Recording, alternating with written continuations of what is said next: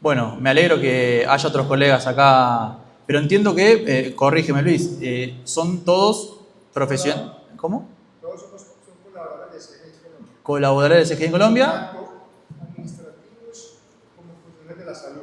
Bien, bien. Bueno, entonces estamos todos más o menos en la misma, trabajando con la salud y trabajando en ayudar a otros, ¿no? Podemos decir eso.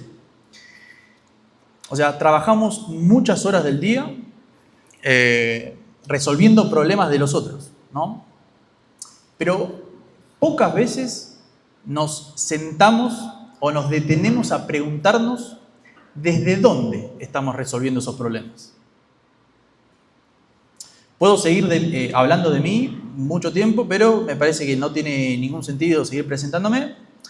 Solo puedo decir que más allá de mi profesión, soy un practicante espiritual, seguramente, o ojalá como algunos de ustedes también, y que el objetivo de mi vida es el autoconocimiento y el desarrollo personal. El descubrimiento sobre mí mismo, sobre la vida y sobre la existencia. Para eso tengo la dicha de tener la guía y el acompañamiento de mi maestro Swami Ashutosh, quien me invitó a venir a esta charla. Me pidieron que hable de salud mental, ¿no? Así en crudo. Y como me parece un tema tan delicado, tan profundo, decidí hablar sobre lo que para mí es la salud mental. No porque yo tenga la verdad, ni esté cerca de tener la verdad sobre la salud mental, solo puedo contarles lo que en mi experiencia profesional y práctica espiritual, porque como dijo Luis, la idea de la charla de hoy es salud mental desde el psicoanálisis y me animo a agregar desde el camino espiritual. Y este conjunto cómo me permite a mí pensar a la salud mental, no como algo aislado, como si fuera solo psicología, solo medicina, sino como una integración de todas, ¿sí? Sumado a la parte del ser, la parte espiritual.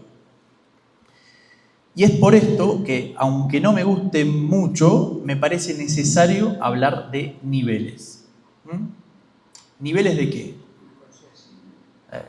De entendimiento. Como dijo don Luis, de conciencia. Como estudiante de psicología, fui formado para aprender y entender el comportamiento humano dentro de un plano netamente psicológico y hasta fisiológico. Dentro de todas las escuelas teóricas de aprendizaje, me incliné mucho por el psicoanálisis. Para quienes desconocen, quizás están mucho familiarizados, el psicoanálisis es una práctica teórico-clínica desarrollada por Sigmund Freud, allá por 1890 más o menos, cuyo objetivo es aliviar el padecimiento de los pacientes a través de la exploración de sus causas inconscientes, entendiendo que los síntomas actuales tienen su origen en conflictos reprimidos y experiencias tempranas que continúan operando en el presente. Sin entrar mucho en detalle, me parecía y me parece, en este primer nivel, que es una práctica interesantísima para indagar el padecimiento humano y los modos particulares de las personas para asimilar la información de su entorno o rechazarla. ¿Bien? Para asimilarla o defenderse de esa realidad.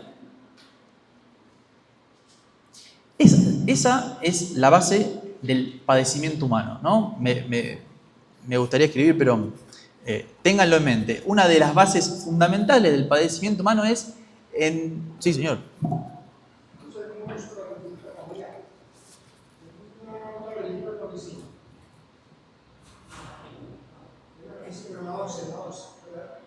Igual no se preocupen, con que lo tengan en mente para mí es suficiente. Este es un primer pilar para mí de lo que es el padecimiento humano, el sufrimiento humano. ¿Qué nivel de aceptación, ¿no?, tiene uno con lo que es la realidad? Con lo que es la realidad que se le presenta. No puede poner las notas en el televisor, notas. No sé cómo hacerlo. Poner notas. ¿Sí? ¿Puedo escribir? ¿O cómo es? Volvamos. Entonces, una de las bases del padecimiento humano, para mí la más fundamental, es qué nivel tiene la persona de aceptación de la realidad y de su entorno. Entonces, el psicoanálisis explora en profundidad qué tanto esta persona se defiende de su entorno primario. ¿Bien? Entonces, esta es la base del padecimiento humano, como les acabo de decir, y cómo se puede medir la salud mental de este nivel. ¿Qué tan dispuesto está a aceptar la persona la realidad que le toca y en qué nivel tiende a rechazarla?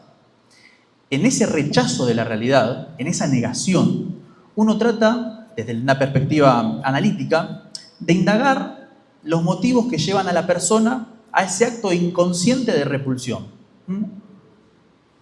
Cuando el paciente en tratamiento logra armar una historia de sufrimiento, aceptando las cosas como realmente fueron y elaborándolas correctamente, el padecer disminuye considerablemente y la persona recupera niveles de libertad interior que hasta el momento eran impensados.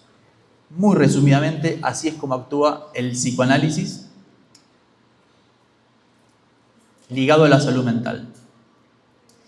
Y aunque no elijamos lo que nos sucede, sí tenemos la responsabilidad sobre cómo elaboramos lo que nos sucede. ¿Bien? Sin embargo, la teoría psicoanalítica parte de una premisa que quizás ustedes la habrán escuchado hablar. La falta. La falta inherente al ser humano. La falta que todos llevamos dentro. O sea que siempre hay algo que impide que el ser humano esté completo. Siempre hay algo que nos falta. Como decimos en Argentina, siempre falta 5 para el peso. Puedo estar con mi familia, tener un gran trabajo, lo que ustedes quieran, pero siempre algo falta. Siempre hay algo que, me encantaría esto. ¿Por qué no tengo aquello? ¿No? O sea, siempre hay algo que impide que el ser humano esté completo, que sienta esa paz, esa completud. Esta teoría psicoanalítica dice que esa falta es incompletable, no se puede completar, y que uno debería aprender a ver qué hacer con ella. ¿Qué hace con ese agujero? ¿Qué hacemos con ese agujero? ¿Qué hacemos con esa falta? Y ahí aparece toda la teoría del deseo y demás. Y a mi parecer, desde este nivel de entendimiento, recuerden que toda esta charla se basa en 2 niveles de entendimiento importantísimos. Desde este nivel de entendimiento es una percepción correcta. El ser humano está en falta. La realidad está en falta. Siempre nos va a faltar algo. Sin embargo, a pesar de los grandes avances en la técnica analítica y las mejoras notables de los pacientes, mi inquietud por la búsqueda espiritual nunca se detuvo. Sentía y siento dentro mío que algo más tiene que haber. Que no tiene, esto realmente les digo, esto es una percepción mía, ustedes dirán, no tiene sentido que el ser humano busque algo que no existe. Que el ser humano busque una completud que no tiene. Una completud, una paz estable, porque en definitiva, todos en este mundo, sin excepción, buscamos lo mismo. Todos queremos lo mismo. No conozco a nadie que no quiera lo mismo. Eso nos hace hasta hermanos. Todos queremos lo mismo. Paz. Es lo único que queremos. Lo que pasa es que confundimos los caminos para llegar a esa paz. O sea, el objetivo no está mal. Está bien buscar la paz. Está bien buscar esa completud dentro nuestro. El tema son los caminos que tomamos para alcanzar esa paz. Y acá está la cuestión, y esto quizás es lo más importante de la charla de hoy. La necesidad de respuesta. Esa necesidad de respuesta interna de cada uno, ese fuego interior de cada uno que permite seguir buscando, investigando, descubriendo. Y acá hay una diferencia muy grande entre el psicoanálisis, por ejemplo, y una psicología tradicional o psicoterapia tradicional, por decir un nombre.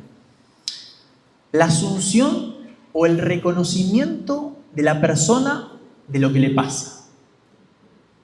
Freud decía, el reconocimiento de la persona de la responsabilidad del desastre del que se queja, ¿no? Eso es fundamental.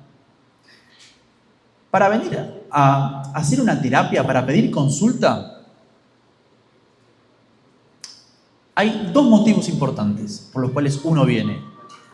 Uno, porque sufre. Las personas y los pacientes consultan porque sufren. Y dos, porque en algún punto se hacen responsables de su sufrimiento.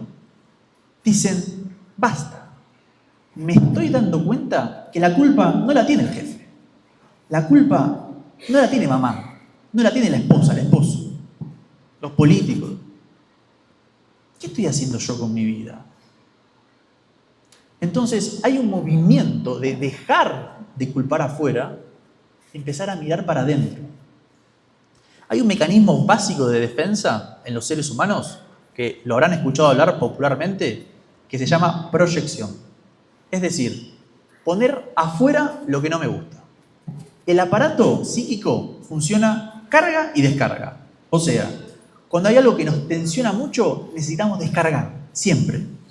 Los trastornos mentales, los síntomas, son descargas del aparato psíquico. Es la manera que encuentra la mente de descargarse, de bajar un cambio. ¿Sí? La proyección es esto, poner lo malo afuera. Yo no tengo nada que ver con esto. Ahí baja la atención. Es un mecanismo de defensa básico. Lo tienen los niños muy pequeños. Entonces, en el primer nivel que estamos hablando, podemos finalizar, y esto acuérdenselo por favor, diciendo que la toma de responsabilidad es un indicio de salud mental. Hacerse cargo de la conciencia de enfermedad, la conciencia de que uno no la está pasando bien y la responsabilidad de uno de echar manos en el asunto y de nadie más. Y desde este nivel les quiero decir algo. Anímense a indagar, anímense a pedir ayuda profesional, anímense a recorrer sus miedos y su historia. Como un colega me dijo una vez, que también es un practicante espiritual, antes de entrar en el bosque encantado hay que hablar de mamá y papá, ¿no? Creo y considero que es necesario un análisis personal de la vida de uno para recorrer rincones oscuros, visualizarlos y comprenderlos con otra perspectiva. Pasemos ahora al segundo nivel. Bien, recordemos nuevamente que esta charla se divide en niveles de entendimiento sobre cómo uno actúa frente a la salud mental.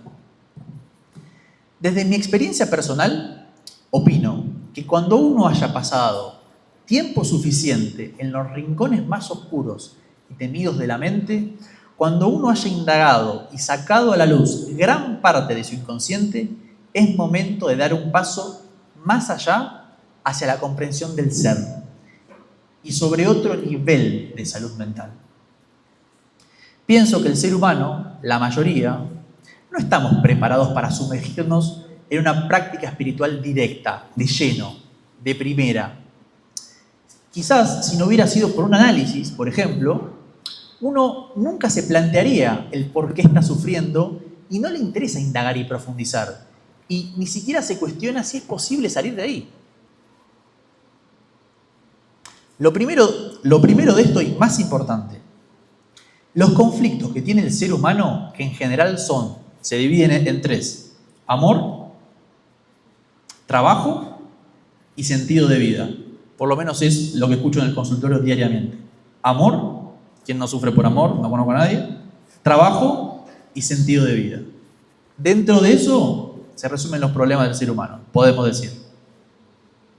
Son producto de un modo particular que tenemos las personas de interpretar la realidad.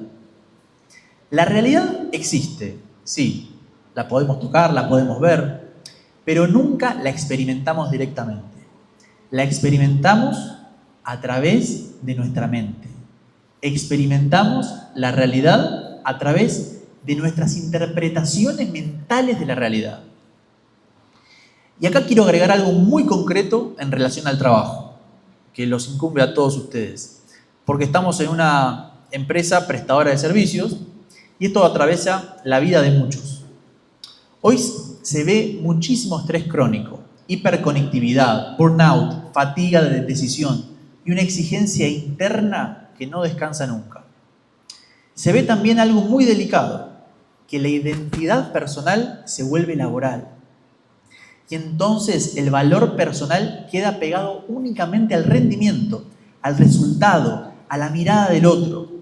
Y cualquier error o crítica se vive como una amenaza a la propia persona, a la propia valía de uno. Por eso, hablar de salud mental no es solo hablar de patología o enfermedad diagnosticada.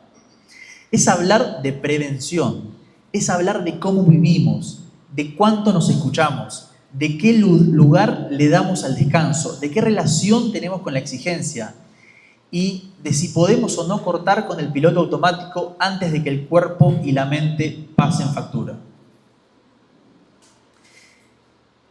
Y las cosas que a uno le afectan pasan nada más y nada menos que por la mente. Acá está todo, la mente. El ser humano ve el mundo a través de la mente. Pero el problema está no en la mente, sino en la identificación que tenemos con la mente. O sea, en creer todo lo que dice la mente. Le creemos a la mente como si fuera la única verdad. Le creemos a nuestras interpretaciones que le damos a las cosas como si fueran absolutas.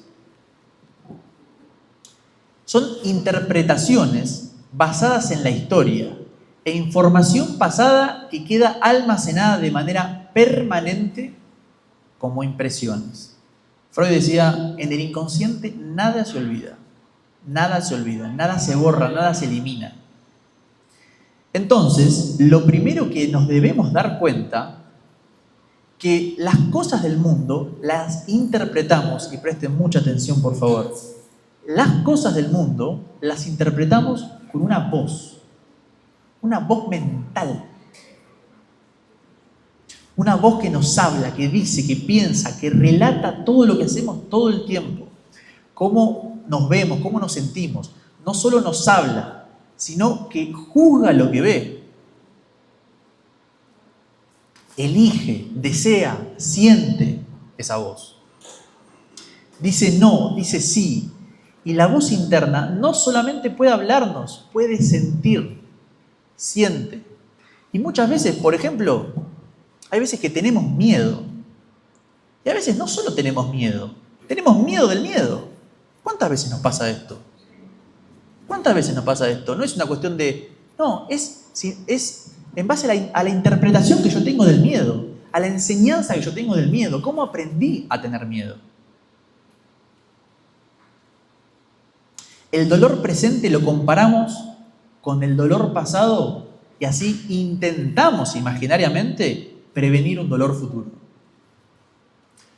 Los traumas personales son interpretaciones mentales de hechos vividos según un tipo particular de pensamiento y sentimiento. Y toda la dramática vida del ser humano está dominada por esa voz que nos habla en cada uno de nosotros, que domina e interpreta no solo la realidad externa, sino también la realidad interna. Y acá presten atención, por favor, porque ya acabo de hacer una diferenciación importante. Realidad externa, realidad interna. El ser humano está atrapado entre estos dos mundos. La realidad interna, la mente y la realidad externa. Ahora lo vamos a ver más adelante. Y nosotros solo observamos, como personas, el caos del mundo interno y externo y lo vivimos en carne propia.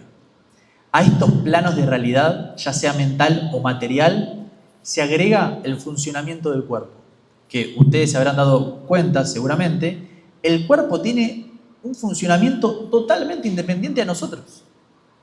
Totalmente independiente.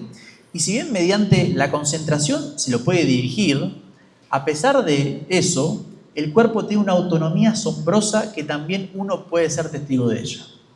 Por ejemplo, no elegimos cómo respirar. Uno sí, concentrándose puede inhalar, exhalar, pero no elegimos cuándo ir al baño, por ejemplo. Nos dan ganas y ya. De hecho, nos vamos a dormir, nos olvidamos del todo y el cuerpo sigue respirando. La sangre sigue circulando. El cuerpo tiene autonomía. Entonces, si el primer nivel de entendimiento de la salud mental, lo más importante en el primer nivel, era la toma de conciencia de la responsabilidad que uno tiene en el padecimiento del que se queja, en este segundo nivel, lo más importante es el discernimiento. O sea, el discernimiento de las causas que lo llevan a uno al sufrimiento. Recuerden siempre que un nivel integra y trasciende al anterior. No lo excluye, lo integra y lo trasciende. El discernimiento lo es todo. El discernimiento no es teoría. No importa cuánto uno haya estudiado. El discernimiento es experiencia pura. Es una cuestión netamente práctica. Es darse cuenta en primera persona de los movimientos mentales y la transitoriedad de los mismos. Esta práctica del darse cuenta, en otras palabras, se llama meditación. Meditación. Desde mi experiencia, la meditación es un laboratorio interno. Es una práctica científica. Recuerdo hace unos años, en un viaje que hice a la India, fui a conocer a un gran gurú espiritual, que es maestro de mi maestro. Me llevó a un río sagrado, el río Narmada, que está ahí a orillas del ashram. Me miró muy tranquilamente, pasivamente, y me dijo, yo sin entender mucho del tema, me dijo, la espiritualidad y la meditación son una ciencia. Yo, ¿cómo así una ciencia? ¿Qué ciencia? Me dice, claro, porque la espiritualidad genuina y la meditación no es algo que se tenga que tener fe, no es una creencia, es una cuestión práctica. Una cuestión práctica que tiene un método.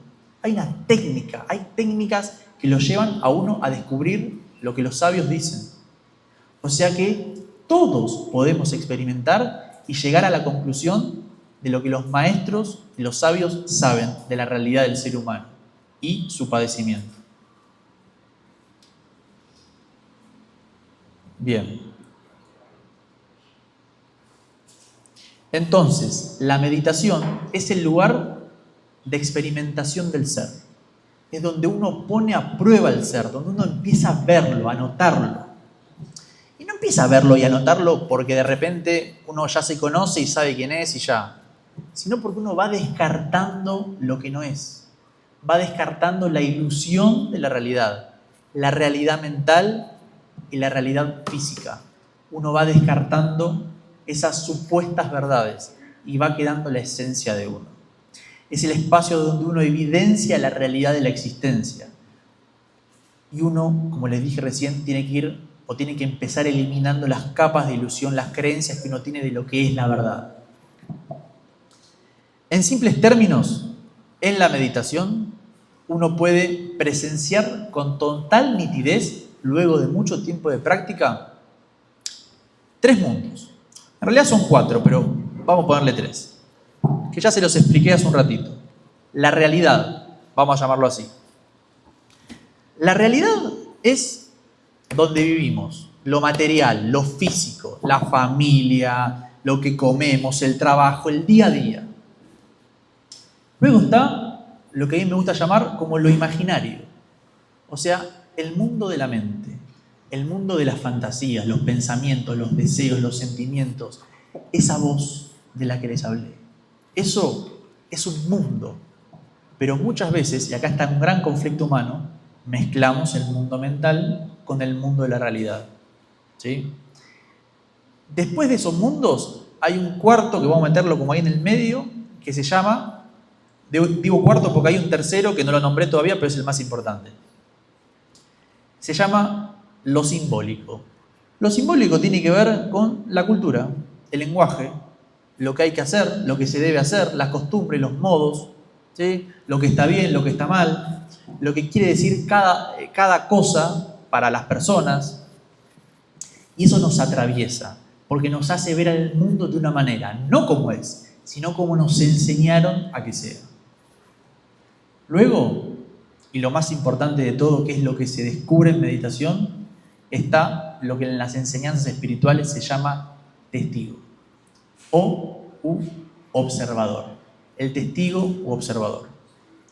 En meditación uno puede ver todos los mundos, la realidad y el mundo mental disolverse, desaparecer en ese observador, en ese testigo. Uno puede observar la impermanencia del mundo, de la realidad, o sea, cómo todo cambia. Y sufrimos porque todo cambia, todo el tiempo. Queremos aferrarnos a las cosas y se nos escapan todo el tiempo. Como todo es una novedad, los eventos, las noticias, las cosas concretas del día, esa es la realidad. Tienen un comienzo y un fin, eso es lo concreto, vamos a decirle. Al mismo tiempo, puede observar un plano totalmente imaginario, formado por imágenes mentales, como le acabo de decir. Y este es un mundo un poco más sutil, porque no nos damos cuenta de que hay esta voz dentro nuestro, no nos damos cuenta. Y también puede ver cómo transcurre la realidad con distintas situaciones y apariencias. Todo esto se evidencia en la meditación. Pero lo más importante de todo es que uno puede observar cómo estas dos vías de realidad, el mundo mental y el mundo de realidad físico, simplemente transcurren y pasan como una proyección a los ojos del observador, del testigo. Se los bajo a tierra. Hagan de cuenta que están yendo al cine. ¿Sí? Están en el cine, tranquilos, comiendo, ¿cómo le dicen acá? Las palomitas, los pochoclos. ¿Es? Crispetas. Las crispetas, que tanto me gustan. Están mirando una película y ustedes no están preocupados por la película, están mirando la película. Y en la película se proyectan imágenes. Hay guerra, hay amor, hay odio, hay de todo en la película. Y uno está simplemente mirando, simplemente observa, no se identifica con eso que observa. Ese nivel de tranquilidad, de no estar en la guerra, de no estar en lo que la película dice, es estar en la presencia del testigo. Es estar y observar el mundo desde la conciencia. Cuando uno comienza a identificarse con ese testigo, no es necesario volver al drama mental, porque uno observa simplemente como si fuera, como les dije recién, una película, lo que la mente tiene para decir, sin juzgar, sin opinar, sin hacer nada, simplemente ver el espectáculo de la mente. Lo mismo ocurre con la realidad material. Uno puede observar todos los fenómenos de la vida aparecer y desaparecer, y los puede ver con total desapego, porque uno siempre los observa desde la conciencia. Y la conciencia es algo que nunca cambia. ¿Cómo es tu nombre? Perdón. ¿Alejandra? Alejandra, por ejemplo,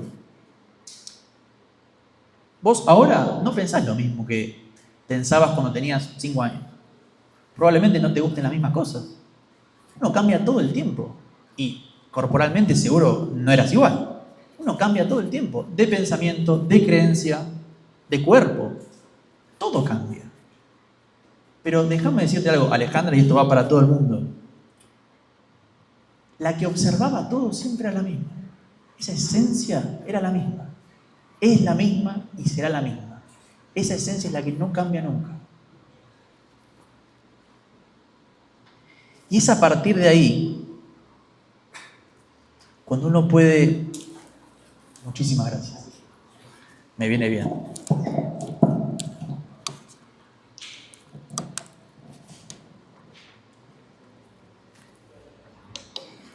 Cuando uno logra mantenerse en ese estado, aparece una gran paz y libertad.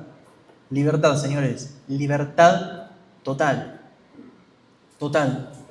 Y es ahí donde uno empieza a darse cuenta que eso que tanto buscaba existe realmente. Lo que pasa es que tenemos que dar un salto cuántico de cómo comprendemos las cosas. Es posible ver más allá de cómo vemos la realidad ahora. Libertad de ilusión y del sufrimiento. ¿Por qué? Porque uno no tiene que interferir en nada. Simplemente dejar que todo sea, que todo aparezca en la realidad o en la mente y dejarlo ir, ya que todo fenómeno es impermanente y transitorio. Ya uno no tiene que elegir o ni siquiera tiene que desear que pase tal o cual cosa, porque simplemente la vida elige por uno y las cosas van a ser como tienen que ser. Mientras tanto, yo, la conciencia testigo, observo todo desde mi eje que nunca cambia. Entonces, hablando de salud mental, puede haber dolor. El dolor no desaparece. No es que desaparece el dolor, es parte de la vida humana. La vida está llena de momentos dolorosos, pero como le dije antes, ya no le tengo miedo al dolor. Simplemente lo observo. Lo observo como un fenómeno, como una película, transitorio, que se proyecta en el mundo imaginario. Viene, aparece y se disuelve. Todo esto se puede observar en meditación. Entonces, puede haber quizás un hecho muy doloroso para nosotros, pero dura un tiempo ilimitado.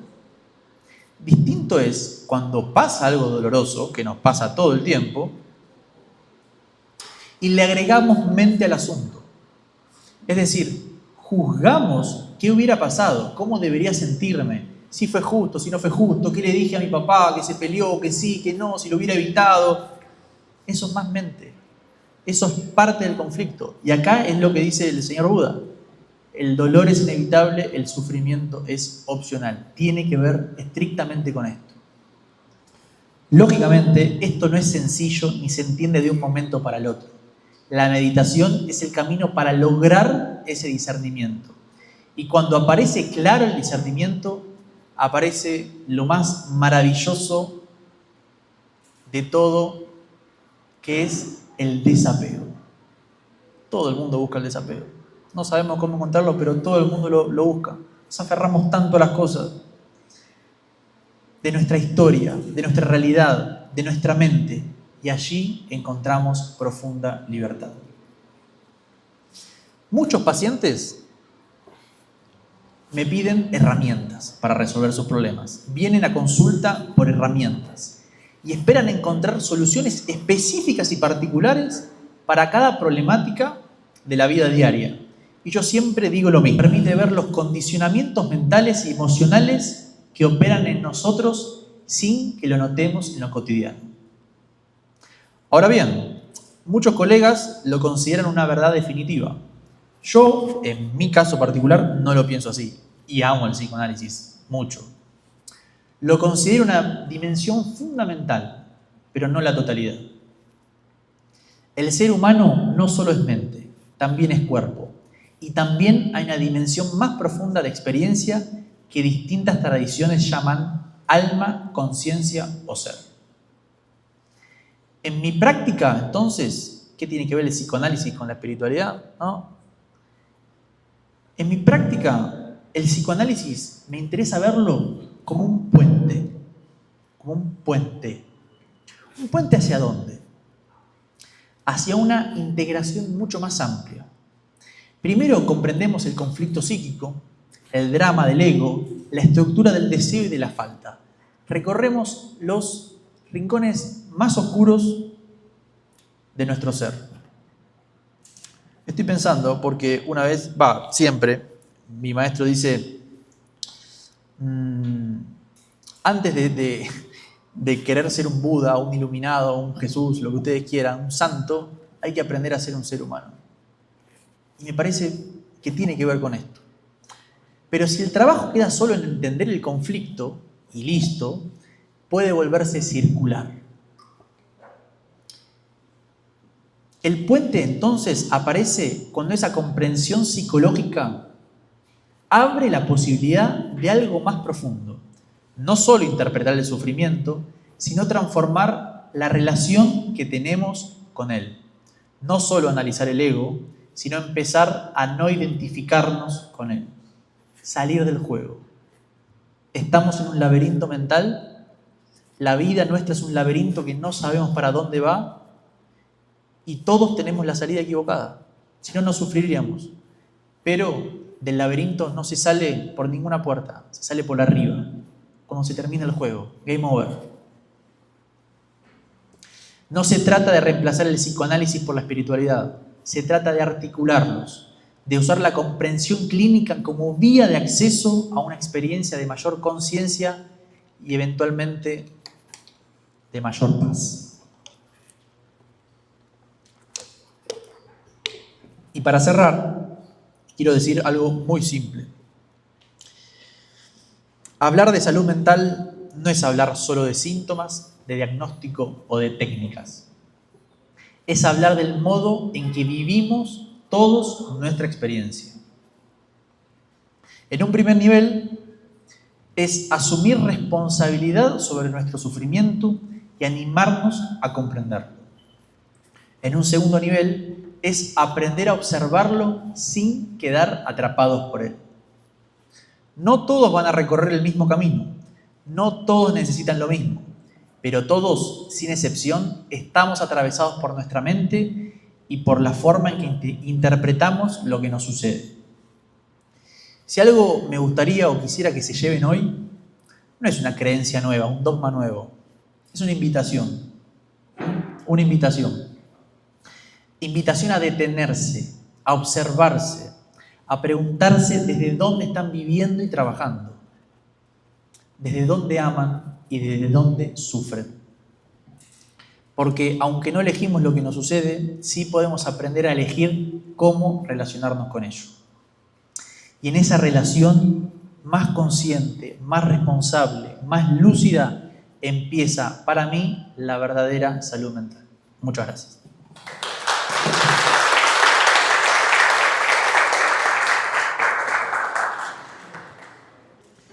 Bueno, espero no haberlos aburrido mucho. Abro espacio a preguntas, inquietudes, dudas, comentarios, lo que ustedes quieran. Sí, espero que podamos retroalimentar la situación. Tengo una pregunta. Señor. Aquí tenemos un grupo de profesionales de la psicología. Venga, Luis. Venga, el micrófono, así yo escucho.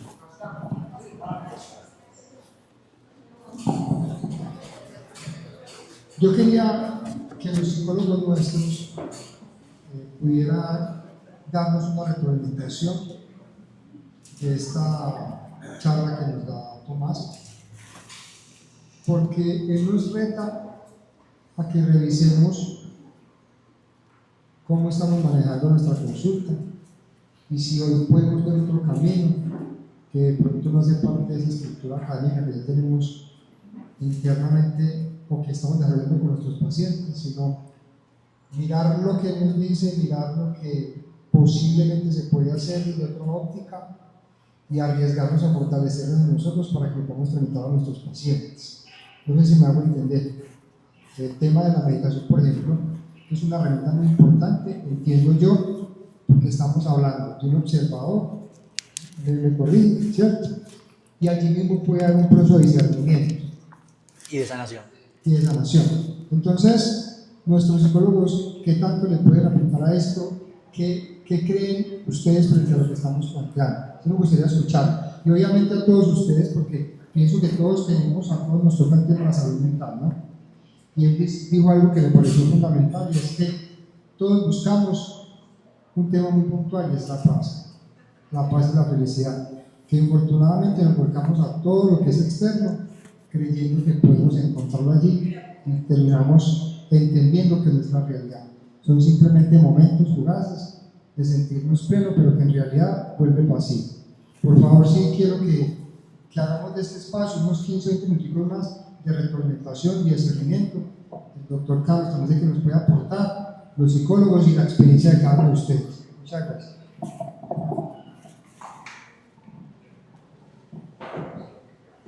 ¿Por dónde empezamos? Por favor, cualquiera, no hay ningún problema.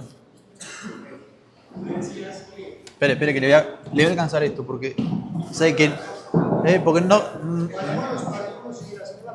No, sino que decía que partía la premisa de que el dolor es inevitable y el sufrimiento es opcional. decías que tú mirabas el dolor como un testigo, como observador, ¿cierto? O sea, ¿cómo se logra llegar a ese punto de mirar el dolor de esa manera y no sentirlo? Porque, digamos, pues si tenemos ese dolor, lo que sea, obviamente nos afecta.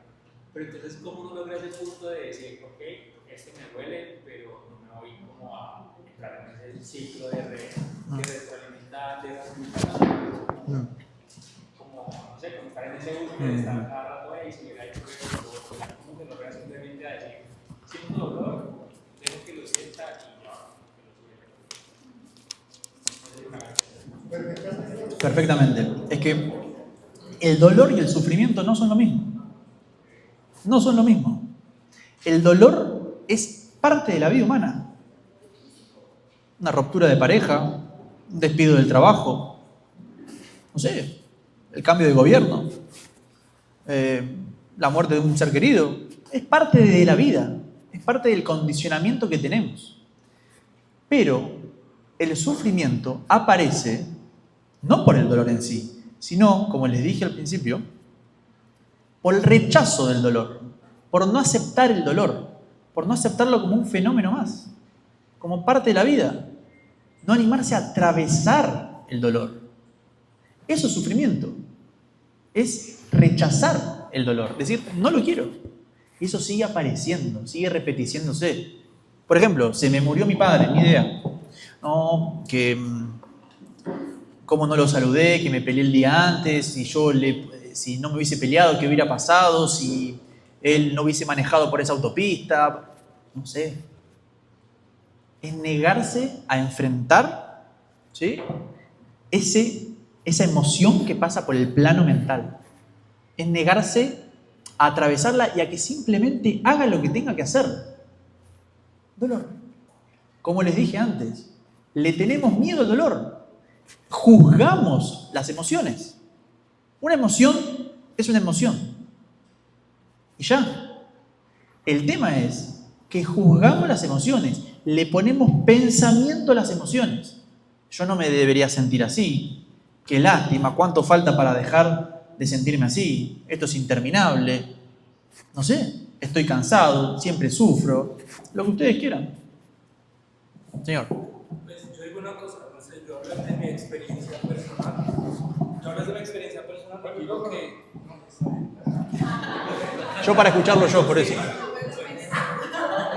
hablo de mi experiencia personal y digo que es muy necesario no vivir como el proceso de dolor para no poder llegar a la paz y a la tranquilidad que uno realmente quiere. Yo lo hablo, yo viví muchos procesos de dolor y lo viví, lo sané y ya. Ahorita me siento tranquilo, pero sí es como muy necesario tener o vivir todas esas etapas para poder llegar a la felicidad, a poder estar tranquilo. No sé, yo lo pienso y pienso que así está bien. No sé si, no sé, Sí. es como un punto de vista y está bien. Claro. Uno vive como todos los procesos. No sé. Perdón, ya voy cerrando preguntas y ya estoy con vos. Me parece completamente correcto. Hay que vivir los procesos como procesos. Recuerden el ejemplo de la película. Recuerden el ejemplo del televisor. El ejemplo que quieran. justamente ahí donde voy, tú dices que el dolor es como un observador, pero entonces no lo siente. O sea, ¿cómo uno logra llegar Sí se a ese siente. punto en el Uno observa lo que siente. ¿Quieren hacer un ejercicio un minuto? ¿Se animan? Con el permiso del maestro. Maestro, ¿se puede hacer un ejercicio? ¿Un minutito? ¿Entrar? Gracias. Cierren los ojos, por favor. Anímense a cerrar los ojos 2 minutos. Dense cuenta de que seguramente, estoy 100% seguro, cerraron los ojos, pero su mente sigue activa. No sé, puede decir cualquier cosa. ¿Cuánto falta para irme? Tengo sueño, tengo hambre, me olvidé sacar la basura, me olvidé hacer la compra, tengo que llamar a mi padre, no sé, lo que ustedes quieran. Ahora, ustedes pueden observar esa mente. La pregunta es, ¿quién observa todo lo que dice la mente? Esa es la pregunta que tienen que hacerse. ¿Quién observa todo lo que dice la mente? Observen el ruido mental, mírenlo. Miren cómo ese ruido mental sin juzgarlo. Esto es fundamental. Sin juzgar lo que la mente dice. simplemente que sea una película. Métanse en la película de su mente. Uno cuando va al cine no juzga lo que hay en la pantalla, ya pagó el ticket, listo. Va a ver y ya. No juzguen, dejen pasar todo. Ahora, pongan en su mente una escena o un recuerdo, no quiero sonar sádico, pero que los haya hecho sentir mal, tristes o angustiados. Piensen en eso. Piénsenlo. Siéntanlo. Miren esa emoción, mírenla. Es solo una emoción. Es solo un impacto casi corporal, les diría. Probablemente aparezca en el pecho. Mírenla. Es eso. Es una emoción. ¿Es fea? Sí, pero es solo una emoción. Ahora, reemplacen esa emoción rápidamente por un pensamiento que los haga sentir contentos.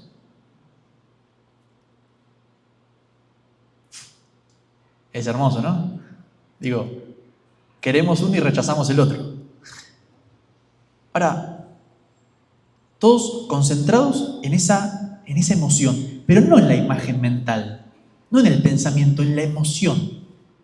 La emoción de ese pensamiento. ¿Pueden ver cómo es simplemente una emoción? Una imagen que se va proyectando en la pantalla de nuestra mente. Ahora estoy feliz, antes estaba triste. Va cambiando todo el tiempo. Y la pregunta es, ¿quién observa todo este proceso? ¿Quién mira esto? ¿Quién es el testigo de la película que estoy pasando en mi mente? Que en realidad no la estoy pasando yo. La mente habla por sí sola. La mente tiene su propia película, su propio discurso. No elegimos ni siquiera lo que pensar. Nosotros pensamos que elegimos lo que pensar, no elegimos nada. La mente piensa por nosotros. Esa es la gran diferencia entre un hombre sabio y una persona común y corriente. La persona común y corriente es pensada. La mente piensa por nosotros. El sabio elige qué pensar y qué sentir. ¿Pudieron ver una pequeña diferencia o pudieron ver algo? Yo sé que es muy poco en un minuto. Esto lleva años de práctica, pero ver cómo... Ya pueden abrir los ojos.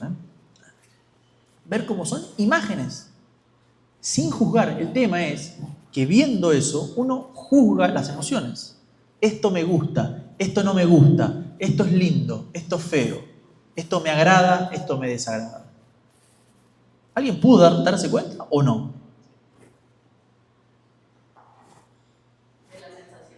Sí. El cambio, porque eso es lo importante, el cambio. Señor.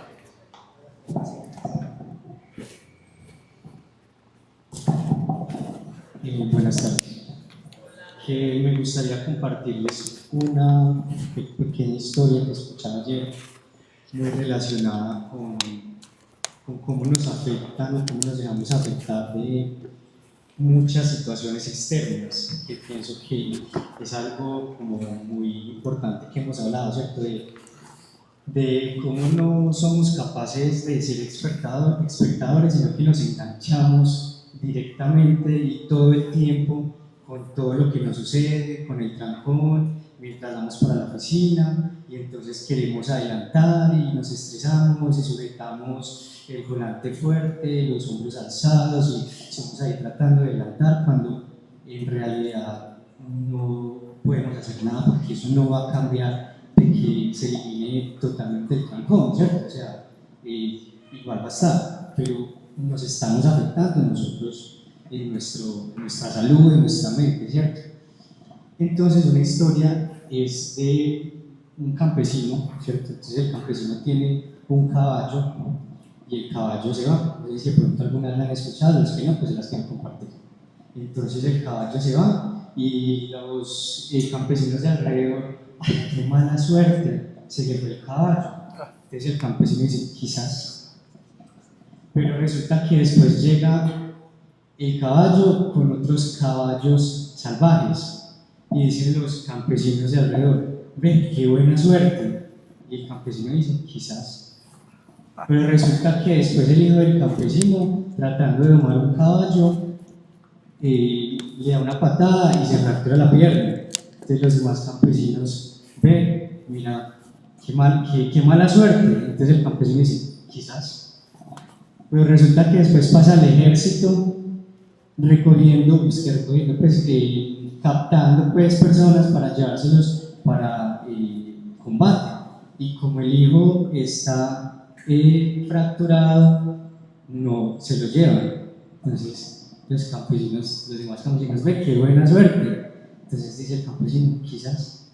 Entonces es como, pienso yo que es algo complejo, lo decía, no es fácil, pero que a veces nos preguntamos, y yo me preguntaba cómo poder llegar a eso, o sea, cómo poder llegar como a ese nivel de sabiduría, y definitivamente pienso que lo que hemos hablado es a través de la meditación, o sea, cómo poder poner nuestra mente en calma, sentirnos también, lo veíamos el lunes, como a gusto con nuestra propia presencia, porque eso también pasa mucho de que queremos escapar de nuestros pensamientos, de nuestra propia mente. ¿Cómo? Escuchando música, escuchando podcast todo el tiempo, entonces nos bañamos con música, escuchamos, o sea, todo el tiempo también generamos como ese ruido externo, como para tratar de disuadirnos como en nuestra mente y no disfrutar como de esos momentos, de esos espacios en tranquilidad, en calma, porque nos incomoda nuestra propia presencia, ¿sí? Entonces también eso es algo que yo he aprendido y me gusta mucho, por ejemplo, levantarme en paz, en tranquilidad, bañarme sin escuchar nada, sin mirar el celular, que a veces lo primero que hacemos es mirar el celular.